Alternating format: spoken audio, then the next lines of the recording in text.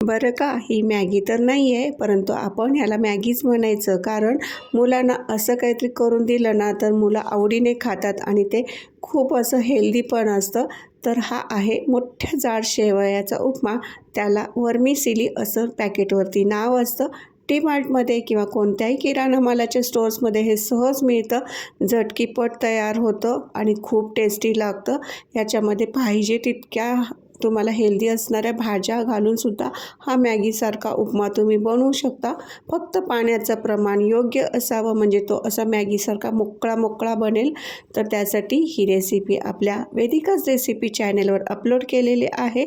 आवडत असेल रेसिपी तर नक्कीच चॅनलवरती जाऊन पहा आणि आवडली तर नक्कीच चॅनलला सबस्क्राईब करा, लाईक करा, शेअर करा, बेल बटन प्रेस करा आणि हा आंबट गोड तिखट चवीचा मस्त असा उपमा नक्की करून खावा.